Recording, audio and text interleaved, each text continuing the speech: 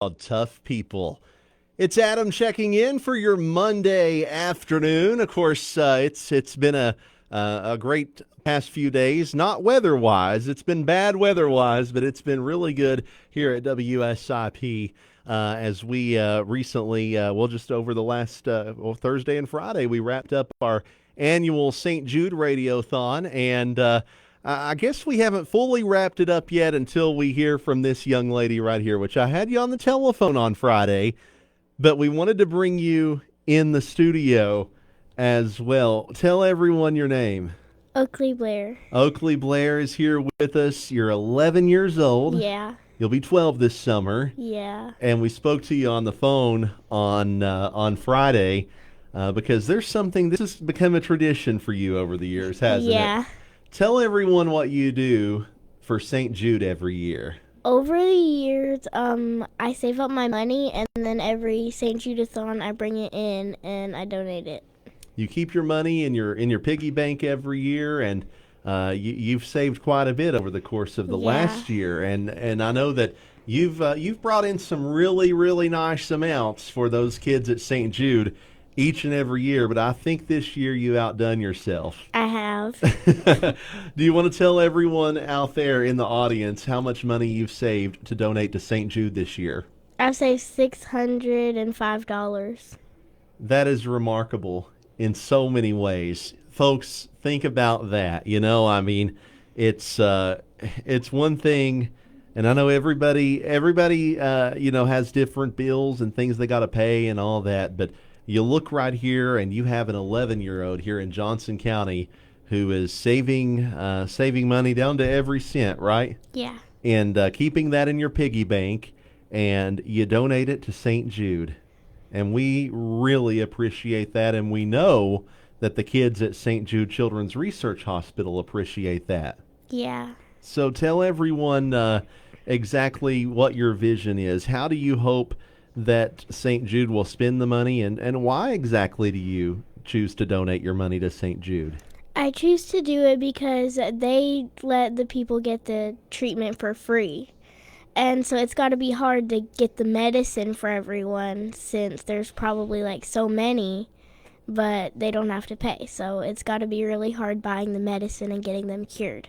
Well, medicine and hospital bills and things like that, they're always quite expensive, and every little bit that we donate can really help those families and those children out, Mm-hmm.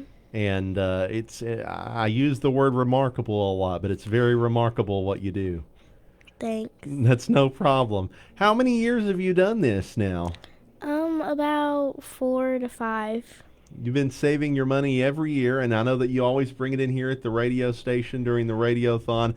Had a little bit of problem Friday with the water and the flooding. Yeah, we got flooded in. Got flooded in. That's what most of us here in Johnson County were on Friday. But a lot of folks who were wanting to donate, what they did was they called the radio station, and they're bringing it over this week. So that's perfectly fine. And of course, you called the radio station on Friday, and we let you talk on the radio on Friday on the telephone. Yeah. Yeah. So I know you always enjoy getting to come by, and we said we wanted to have you come by the radio station. We like to take pictures with you and everything else, and we are on WSIP's Facebook with a live video. You know what we should have gotten in your video? What? We should have brought those cupcakes and showed everybody.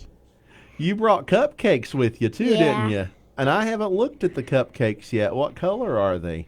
They're just white. I don't want to do dye in case. But if they're anything like what you brought last year, they're going to be good. They are. They are. So we're really excited about that, and we know that the kids at St. Jude are very excited about this right here. That's your piggy bank with, again, folks, $605 in a piggy bank saved up by an 11-year-old. Oakleigh right here in Johnson County. We appreciate you. Thank you. Anything you want to say about St. Jude Children's Research Hospital, or anything you want to say to anyone else that might be listening? Maybe you want to encourage them to donate over the course of the next year? Yeah, I really think that they should, because it's got to be hard for the kids wondering if they're going to be able to live. I mean, it would be scary. It would be scary, and the thing I was saying on Friday is, I feel I probably look at it a little differently as a parent, but Yeah. but you're a kid yourself, and if you think about it, you'd rather be the one making the donation than the one having to receive the treatment. Yeah. Anybody would pick that any day of the week. So if there's anything anybody can do, they should, shouldn't they? It is amazing that people do this. It certainly is. And Oakleigh, you're quite amazing yourself. We appreciate you. Thank you. That's no problem. Folks, keep it here on 98.9 WSIP. This right here is one of the most profound things about the Radiothon each year is Oakleigh's story. And Oakleigh, we appreciate it every year, and we hope you continue to do this as long as you can. But there's something special and touching about Oakleigh saving the money every year to donate to St. Jude, and certainly something that we've told St. Jude about. There's meetings before our radiothon. There are other stations that do radiothons, and I think when we tell them the story that we're a little different at WSIP. We have a little girl that saves piggy bank money and brings it in, and some folks even have to wipe a tear from their eye.